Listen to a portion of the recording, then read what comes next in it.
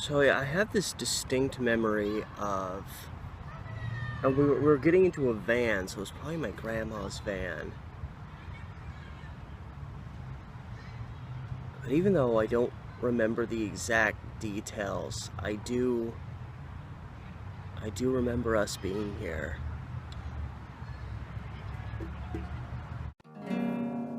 Steve the Amateur Historian.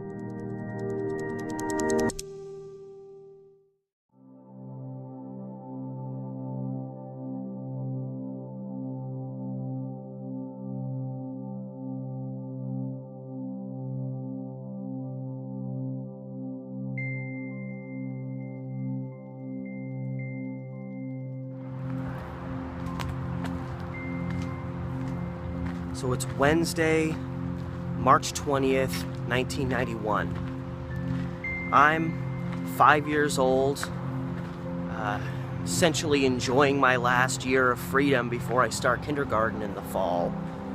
Just enjoying life out in Fairview, just east of Portland. You head over to Northeast Portland, there was another 5-year-old kid, just living his life. His name was Charlie Johnson. He lived in the vicinity of Northeast 26th and Alberta Street.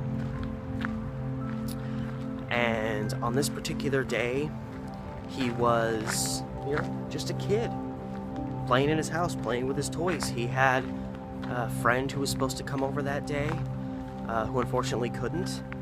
And so he was just in his living room playing by himself. And then glass window in the house shatters. There's a commotion. I can't imagine what the sight was like. Charlie's parents come into the living room to see what happened. They see their son laying on the floor, bleeding out of his head, because a bullet had just ripped through their window and hit him right in the head. Through looking at old newspaper articles, I actually found out that he actually survived for a little while, somehow. Didn't die immediately, but inevitably passed away as a result of what happened. And I'm in the neighborhood right now where this horrible tragedy happened way back in 1991, in a case that is very much forgotten in this city. It's been over 27 years. But it was a prominent enough case in this city that even in 2001, there was a front page article in the Oregonian remembering Charlie 10 years later. This wasn't just a tragic case of a child being shot to death. This brought all sorts of things into question. It brought into question the nature of the environment here in Northeast Portland. It brought the gun issue into question. It brought criticism on to Portland's police force and the way that they fielded emergencies. This case was a big one in the history of the city. And, you know, if you go online, aside from looking up old newspaper articles, you'll be lucky to find anything about it. And I'm now working my way towards the vicinity of Northeast 26th and Alberta, which is the site where this tragedy occurred.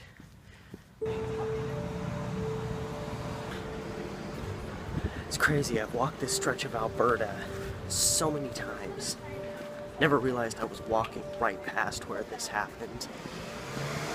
I had a general idea of where it occurred, but I couldn't figure it out until I was able to access some old newspapers that expressed where this occurred. Yeah, Alberta's definitely a lot different now than it was back in 1991. That definitely came with the territory of when they started doing a lot of gentrification around here.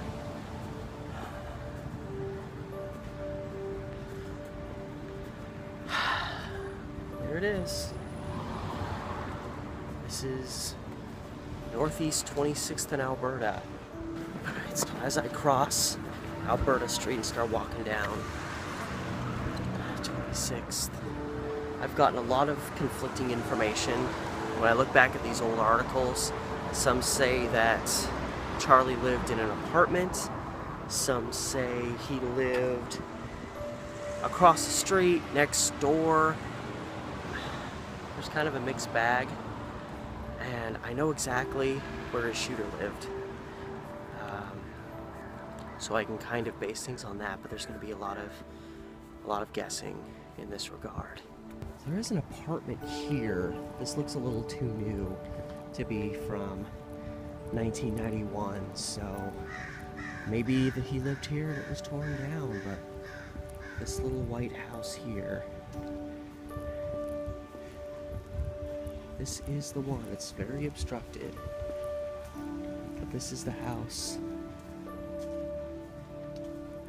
that the shooter lived in.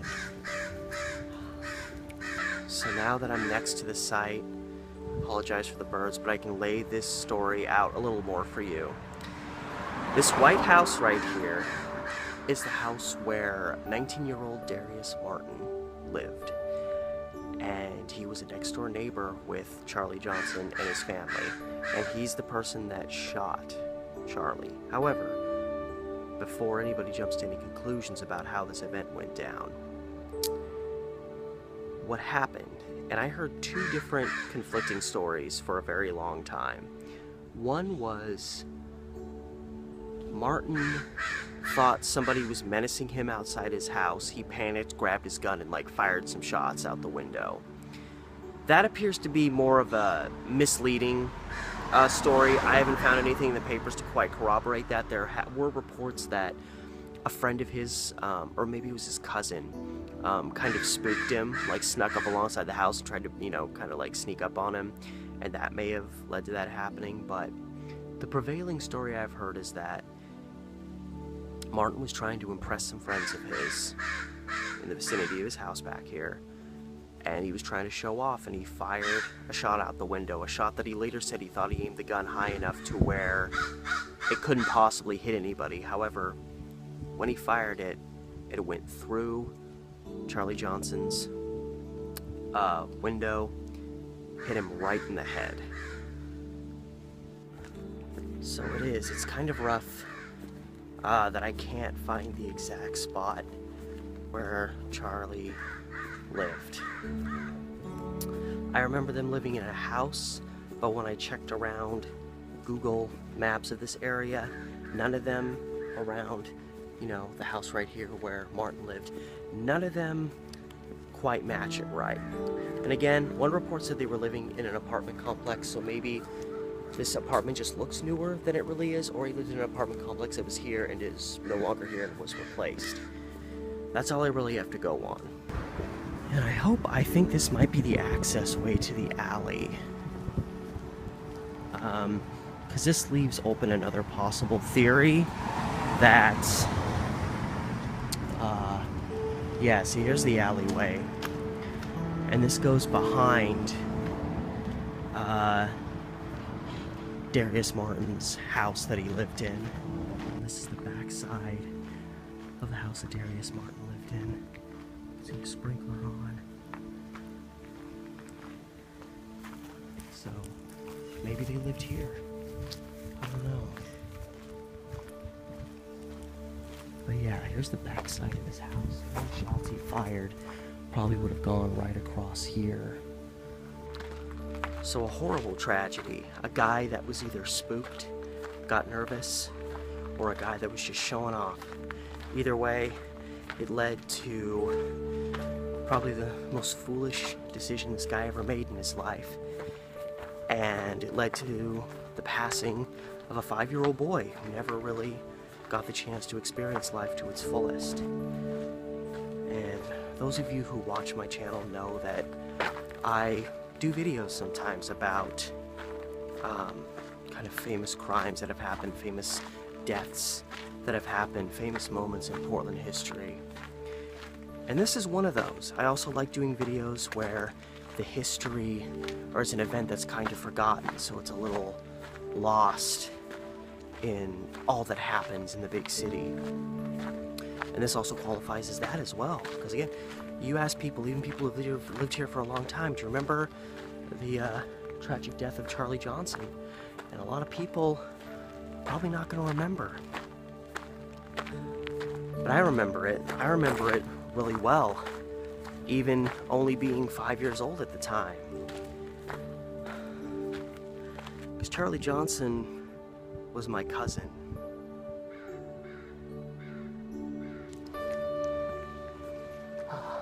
So that horrible thing that happened literally right over here. I always remembered Charlie living in a house. Reportedly, according to newspapers, one or two sources said he lived in an apartment. Either way, it happened right over there.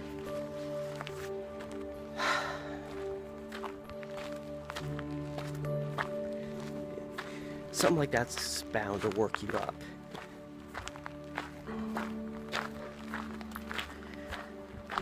And yeah, I remember just being, beyond being kind of indifferent to its death at the time, I remember developing a unshakable fear of Alberta Street, because I knew they lived near Alberta. And to me, Alberta Street, as a child, to me Alberta Street represented like the most dangerous place in the world. I always equated anything just horrible, murder, drugs, whatever, violence, it was equated to Alberta Street. That's where my mind went as a child, and I have no memory of it. Clearly, it was much more traumatic to me than I realized, because according to my parents, for about a year after this happened, I had an unshakable fear that the same thing that befell my cousin was going to happen to me.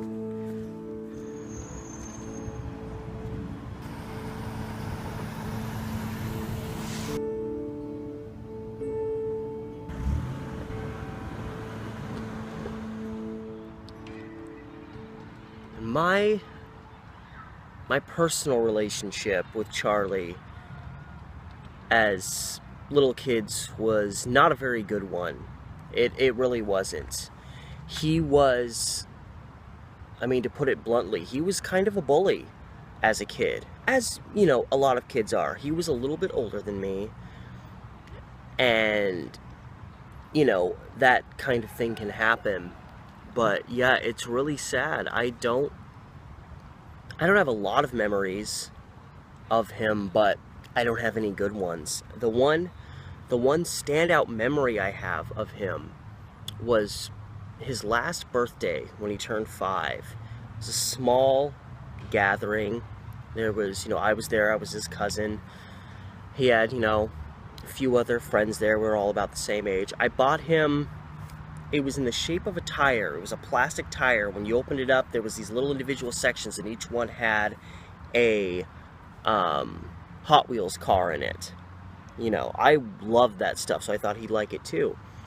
So we get through the opening of the presents and all that stuff, and once that's all done, he takes the car thing, and he's like, yeah, let's go play with this. So we all start to go, and then he stops and looks at me, and he's like, oh no, you can't come. So he went off with his friends, and he was literally like, you can't come with us. And I remember just sitting by the back door, because the adults were right inside, and they ignored me the whole time. And I just sat there just crying. You know, that's honestly, that's my most vivid and last memory of Charlie. And the fact of the matter is, you know, again, especially with boys, a lot of them can have bullying type behaviors when they're little kids. His brother Josh, you know, my other cousin who never got a chance to know him, I knew him as a baby, and then I didn't see Josh again until he was, you know, next time I saw him he was like 9-10 years old, and he was kind of a bully. He picked on his stepbrother endlessly when I saw him again. And now, you know, we're all adults and they're like the best of friends, and Josh has grown up to be a really cool guy that I kind of feel bad about not seeing him more often now that he kind of lives around here. You know, I've always held on to the memory of Charlie. It's always stayed with me, even though we didn't get along well as kids. But what I lost in Charlie, I still have in people like my cousin Josh. He was only 3 days old when Charlie was killed.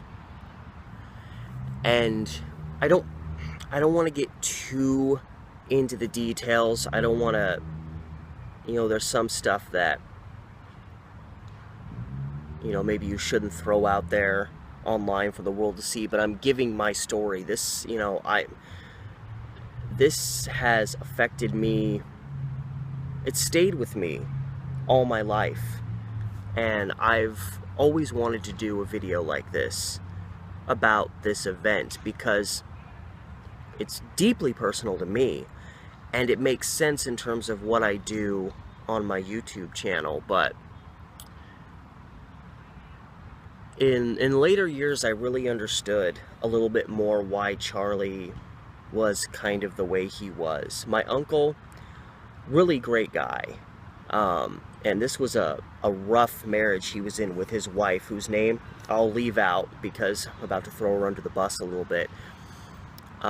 She had a drug addiction of some kind. Now, when I read about this case, looked up details about this in the papers, I know one of them, she said that Charlie was very instrumental in her getting over her drug addiction.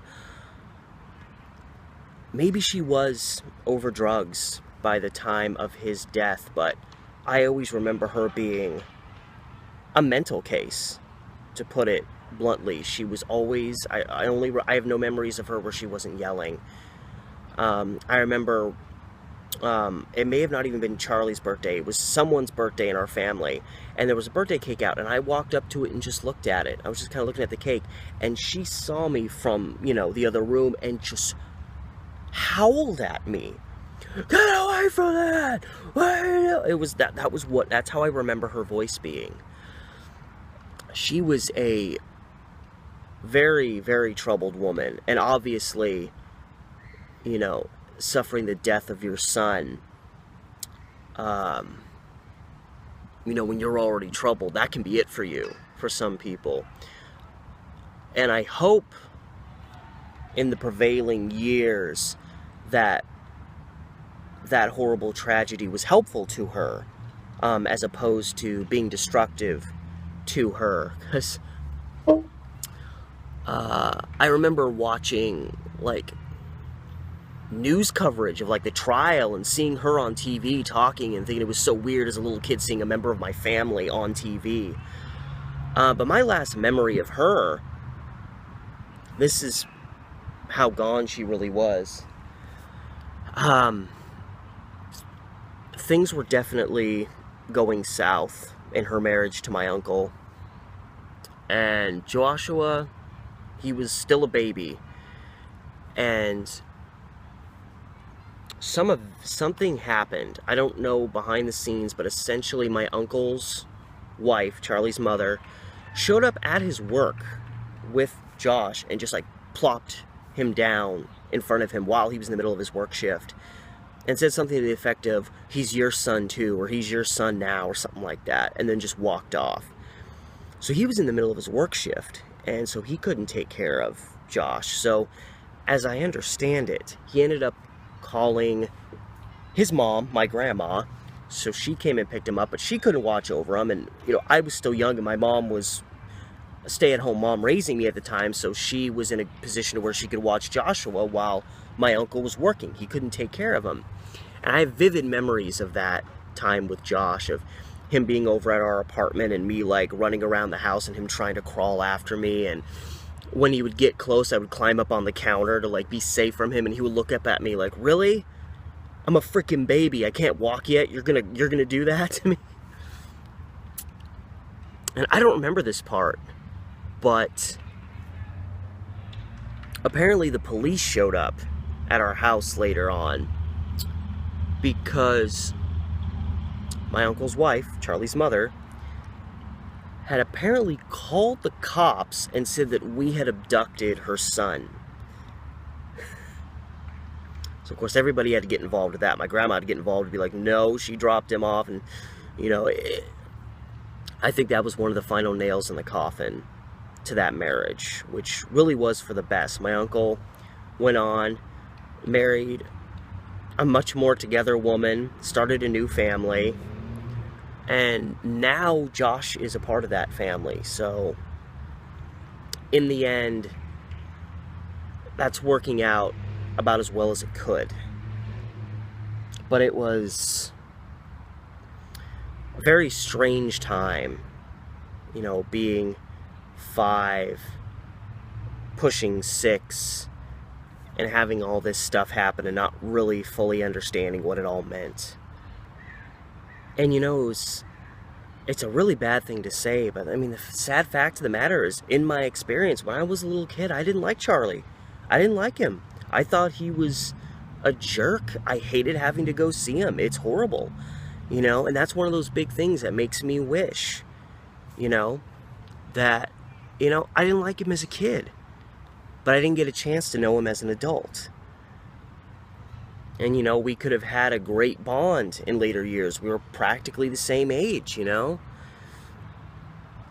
And probably the worst thing I ever said about anybody in my life, and I don't have a big track record of saying viscerally horrible things about people, but being 5 years old and not understanding, I remember being in the kitchen and my parents telling me that Charlie had died. They didn't tell me how it happened. They just told me that he had passed away. They probably assumed they didn't need to give me the gory details. And I very passively said, "Good, he deserved to die." Which was, again, a 5-year-old not understanding the finality of death. But more, what I was really trying to say was, at this point in my life, I'm relieved that I don't have to see this kid anymore. It was almost like I took that in the same vein as I would, they're moving away, they're moving to New York, they're moving somewhere where you're never really going to ever see them. Good, I don't want to see them. That was my mindset, but those were the words that came out. So I certainly don't beat myself up in later years. Had we been adults, had this happened 5 years ago when I was, in my late 20s, I obviously would have had a very different reaction, even if we never got along in all that time. But I still miss the kid. I miss what we never had the opportunity to have as cousins. I had a really, especially once we became teenagers, I had a really great friendship with my cousin Matt, who was a couple years younger than me. I've gotten along incredibly well with Josh and my other siblings from that, or cousins from that side of the family. We've always gotten along great, especially in adulthood, so I don't have any real reason to believe that the same thing couldn't have happened with me and Charlie. Just, we never got the chance to experience that. So, just imagine being 5, 6 years old, and you have an unshakable fear that drug dealers are going to come and kill you. It's no wonder I blocked it out of my mind, because that's what Darius Martin did. Darius Martin was mixed up in gangs. He was mixed up in drugs. He was part of that scene that became so prevalent in this part of town. You know, the 40s, 50s, 60s, when this area was kind of falling apart. And, you know, the city of Portland didn't really care, so they kept letting it fall apart. And eventually, you know, parts of this town became complete ghettos, with lots of violence, drug dealing, gun running, gangs, all that stuff. So honestly, back in the day, my unshakable fear of Alberta Street did have foundation. It was rough in this area back then, and with the gentrification that came through Portland in the 90s, this area is so different. But trust me, you didn't want to walk through this area at night back in the 80s. My cousin, who was a little boy living, you know, right back this way, you go a couple blocks over here, that's where Roselawn is, and that street was regarded as, you know, crack alley of Portland. I know one police investigation found there was 8 to 10 crack houses on like a 2-block stretch of that road. And here's the real tragedy of this whole thing, is you have Darius Martin, who's only 19 years old, and he's already mixed up in a lot of rough things. Let's just put it that way. He's mixed up, he has gang affiliations, he has been dealing drugs. He'd had time and again, multiple reports made against him from people saying, hey, to his landlord, evict him from that house. People had seen this guy engaging in drug activity ceaselessly. There have been endless complaints against him that went back to like the summer of 1990. People complaining to his landlord saying, get this guy out of our neighborhood. He's dealing drugs on our street and nobody feels safe. Landlord claims, according to newspaper reports, did one check, everything seemed fine, and he just decided that there was no validity to it. That ultimately led to Charlie's mom suing their landlord in the aftermath for not taking better action. So action should have been taken against this guy. It was abundantly clear that the landlords didn't really care. And that's one thing that allowed this tragedy to happen. But it's almost more frustrating to me is the fact that in February 1991, so a little less than a month before Charlie's death, Darius Martin is in court on a drug-related charge, and part of his sentencing is he's pretty much being sent to a work camp. You know, you're gonna make up for what you did by going out and doing some work. And the freaking court appoints this guy to go work for like Columbia, it's out in the Columbia River Gorge. And at the moment I forget exactly what they were doing, but he was gonna be doing work for this Columbia Gorge based group. And then when he goes to report to work, they reject him because he has a criminal record, even though the court appointed him to go work there. You'd think there would have been some corroboration. Hey, this guy's coming to work for you on, you know, court mandated work. You'd think they would have known this guy was coming and that he had a criminal record because he was coming from a court settlement, and they just said no. And they didn't accept him, and so apparently he just didn't do his sentence. And so, you know, he left. Never reported to that work camp. And he should have been there for several weeks. He should have been there the day that Charlie was killed. But they turned him away. Apparently, you know, he didn't care. The courts didn't check to verify. Apparently the courts didn't even let this work camp know that he was coming and why he was coming there. So he wasn't there. He was at home instead, playing with his guns. So, horribly tragic representation of what happens when the system doesn't not just follow through with what it's supposed to do, but follow up on what it's trying to do. Things like this happen. 26th and Alberta right behind me, a little ways past the intersection. That's where Charlie lived, and Darius Martin. Again, he'd been mixed up in gangs, in drug dealing. People on the street knew about it. They complained about him repeatedly. Back at that time, this building here was also a tavern that had come under fire from lots of locals for the same kind of thing. They said people were dealing drugs in the bar. It was obviously kind of a sketchy place back then.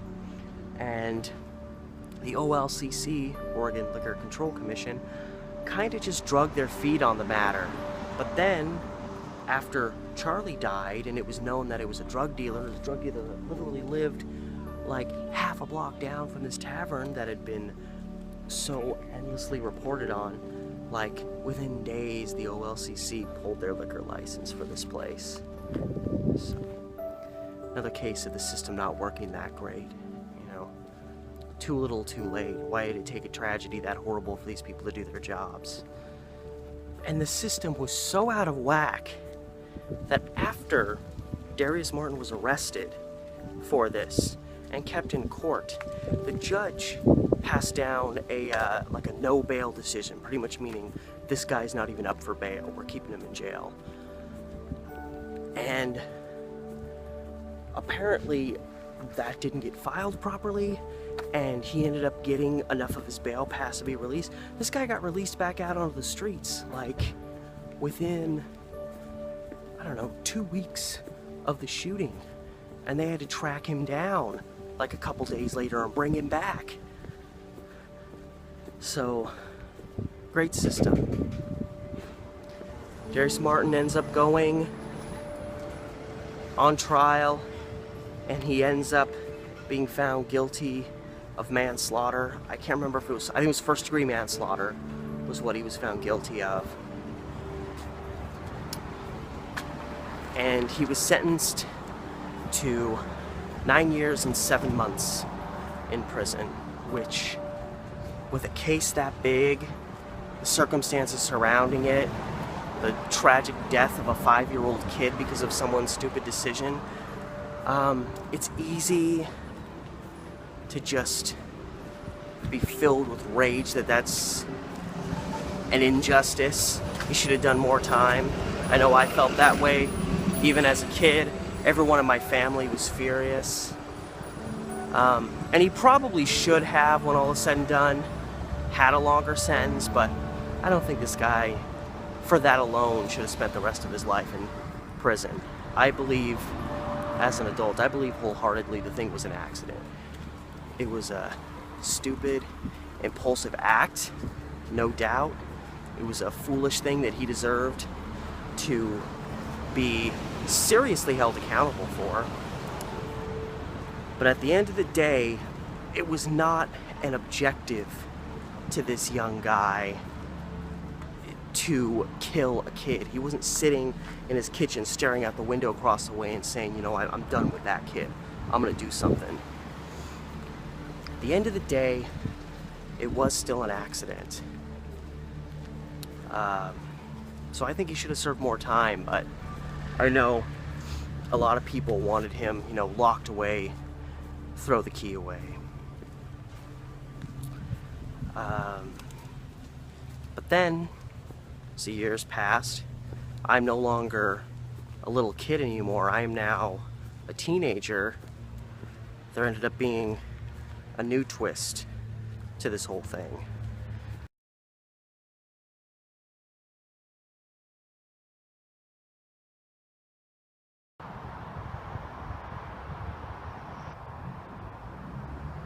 So today's gonna be kind of a tough video, something I never thought I would actually do, even after I started this channel.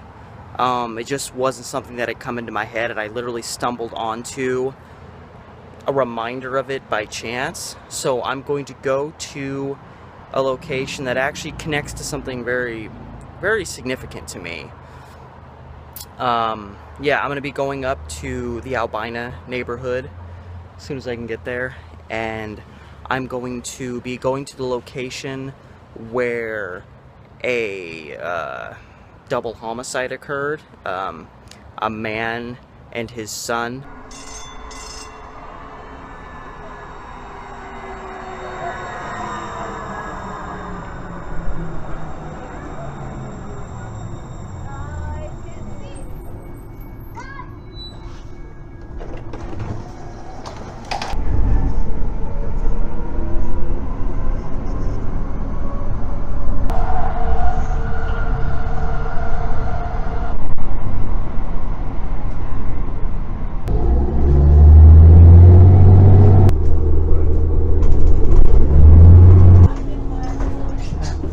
Thank you.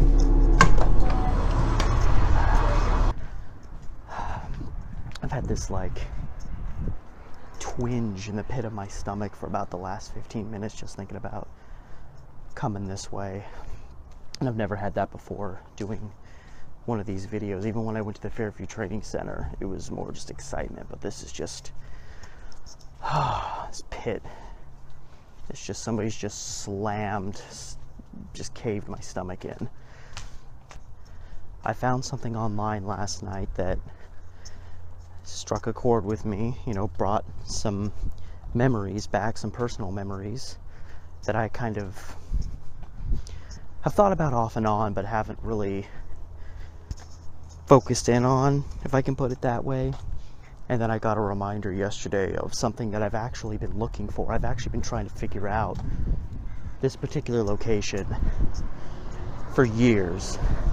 And yesterday, by chance, I completely stumbled onto it. Here we are, we're coming up to the intersection right now. This is Blandina. And then, as you can see, this is, well, you can't really see it, but anyway, this is the intersection of Congress and Blandina right here. Never thought I'd be to this site. Anyway, at this location, on this side of Congress, just this side of the intersection, there was a shooting that happened here. Pretty much, I think, in this area, right behind me along the street. A father and his son were getting into a car here, and someone drove by, either drove by or stepped out from somewhere and shot both of them.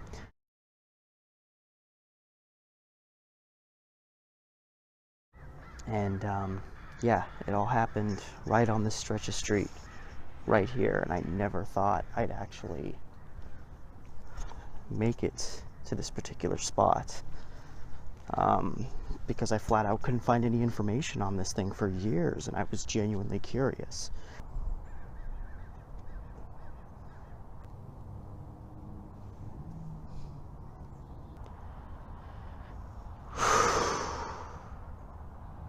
Yeah, I'm like tweaking right now. I think that was the house that they were parked in front of when they got shot. I don't know if that was where they lived, or if they were meeting up with somebody there, or what exactly the circumstances were.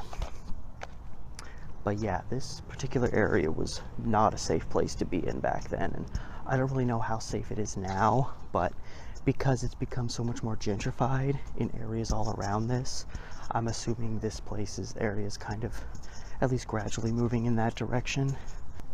Yeah, I mean, seriously, I'm I'm like winded right now after walking through there. It's just such a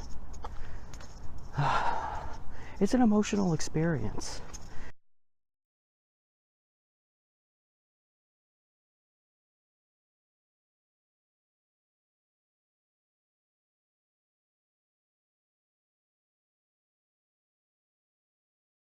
So it's always been really hard for me to think about their justice in that vein, in that it was my cousin, it was my family. You know, it's hard to be objective in that vein. And if you would ask me 10 years ago, I would have said the hell with it. You know, I'm glad nobody knows. I'm glad someone took care of him. You know, those kinds of feelings do come out, especially for such a senseless crime. But I'm older, I'm more sympathetic. I think that, you know, what this guy did was not the act. It wasn't intentional. You know, the guy was bad news, but it wasn't intentional. And his family didn't kill my cousin. Even his dad, who had kind of a shady past, his dad didn't kill my cousin. His mother, his brothers or sisters, if he had any, didn't kill my cousin. You know, 25 years later, I still think about that. So it's still a very emotional thing for me. And but in the prevailing years, I've made more peace with it. It doesn't change the fact that that was one of the hardest things I've ever done in my life. I can still feel the muscles in my stomach churning.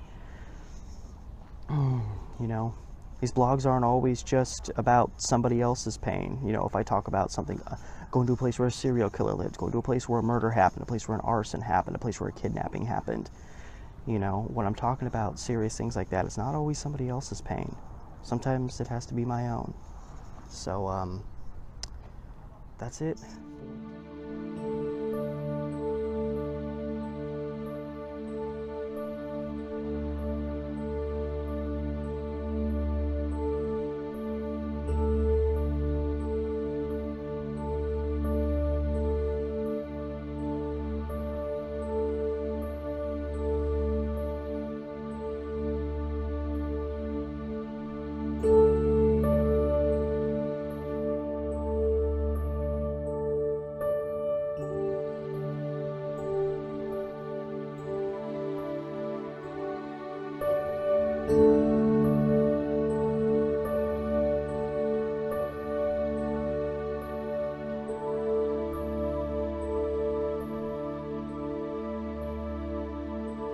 Alright, so just to give you a rundown of what I've been doing, tapping away on my computer. Many years after Charlie's passing, I wrote a poem for a creative writing class. The last project we had to do, we had to write a poem of some kind. I just took off, just let stuff pour out of me, and in essence, the poem's called Message for Charlie, which is obviously a reference to my cousin.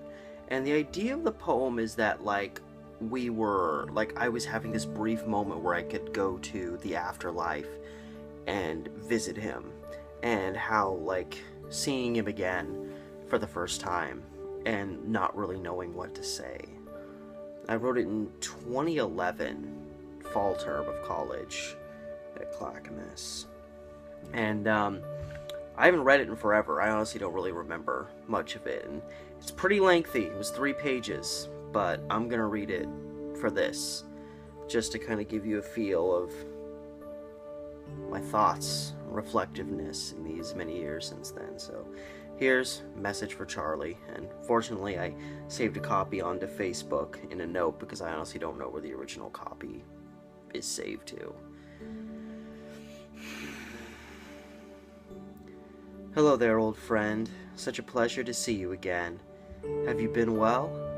It looks like they've been treating you very nice. And if you don't mind my saying, you've never looked better. All that said, I understand we had our differences. We were just young. I mean that honestly. I'm sure it would have been better if we only had the chance to grow older together. But these things happen. That's easy for me to say. I'm sure that you see things so much differently from where you stand. But should we dwell on things that cannot be changed? We have this brief, so very brief time together. Don't you agree? Our words would be much better spent on other things. Like, what of the weather? It's quite pleasant here. You must enjoy it. Such a wonderful way to wake up. Do you sleep here? I'm sorry, that sounds silly, but I'm still stuck downstairs. I admit I don't know much about this place yet. I only know based on the words I have read. It's a good book. Did you ever have a chance to give it a glance? Oh, of course not. You could hardly read when you were there. Maybe it's a little odd now, but please let me ask. Did it hurt? I truly am curious, Charlie. Not that I want to feel it myself, but then again I was so close, wasn't I? For the sake of sounding rude, I really am glad I wasn't there. You know I should have. I mean, I should have been there, with you, and maybe here. I guess the fact that I don't know makes me respect you more, but at least I see your face is doing better, altogether. Did they fix it here? I would assume something like that would be hard to fix, but then again, I guess they don't worry about that around here. At least your brother was so strong, he'll only learn about it, but he won't remember. Sorry, at least your brother was so young, he'll only learn about it, but he won't remember. He's doing just fine. I'm sure you'd like to know that, unless you already do. You have a pretty good view up here. I think he's been able to live with it. Not that he doesn't care, but he's okay. I know it drove your mom mad, but she was already batshit crazy. I might have told you that if I knew this was all gonna happen. I wish I could tell you it all went on somehow, just the same without you. But it didn't. After you left, everything came apart. Your mom ran off somewhere, New York, Connecticut, and your dad, I didn't see him for a while, a real long time. But last I heard, I think he's picked up work, carpentry. I think that's it. I don't know. I thought that ought to impress some of those around here. And he's remarried, a nice woman with 3 pretty daughters. You might be happy to know they have a nice home along the river, Washington somewhere. So I suppose there's a silver lining. I know it must hurt to hear, but doesn't everyone wish everyone the best when they have to leave? Another question. I know they have rules around here, but I must ask, is he here? That man, the one who put you here. No? I didn't think so. Did I ever tell you I saw him once? Not gonna lie, he was frightening, but I hear it was an accident. He didn't know. They were just his friends pulling a prank, but he thought it was real. That's what drugs do to you, I guess, and you were just there. They say it all happened so fast, or maybe that's just me. It was so long ago. I remember thinking he would come and take me away too, just like that. But I'm sorry, I'm not here to talk about me. But I was so scared. You should be happy you weren't there after. Then again, you were. You just didn't know, I guess. What could that possibly feel like? No, don't answer. I'm just nervous, asking myself silly questions. From what I heard, you took off pretty fast. We're just gone. Gone too fast. It's also tragic. Just a big mix, a blur, a big mess, really. To make it all simple, though, I only wish I got to say goodbye. But I should stop. After this rambling, you're probably wondering, why am I here? Is it to tell you how sorry I am that I can't see you anymore? Or maybe not seeing you for so long has made me crazy? It's none of those, though. You can believe me there. Believe me. But you haven't had the chance to talk to anyone else. No one can mail you. Certainly can't give you a phone call. So here I have this one chance. One chance to tell you, I'm sorry. I'm sorry our time together had to run so short. I'm sorry you'll never see my wife or meet my children. I'm sorry the last image so many will have of you is just a mix of red and lead. You never had a chance to think, to decide for yourself.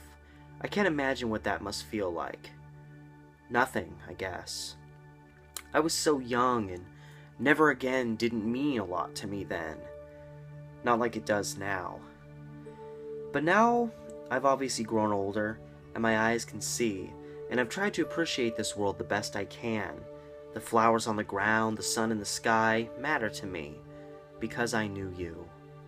You taught me things I never knew.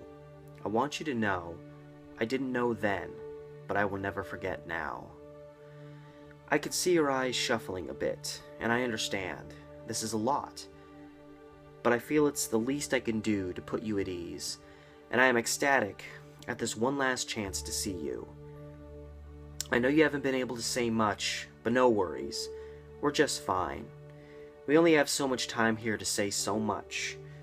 Besides, they say talk is cheap. Guess it matters what's being said. I'll tell everyone you're fine, though. You look very well. Did I mention that? Oh well, no matter. I'm just glad they treat you nice here. I always assumed that's how they would be here. I'd sure like to stay a little longer and talk some more, but my time is up, and I've got to go, but I won't forget about this. It's funny, I couldn't remember your face too well before now. There's lots of things we won't remember, though. So is how life goes. But now that I think about it, I can walk away smiling. Don't worry, Charlie.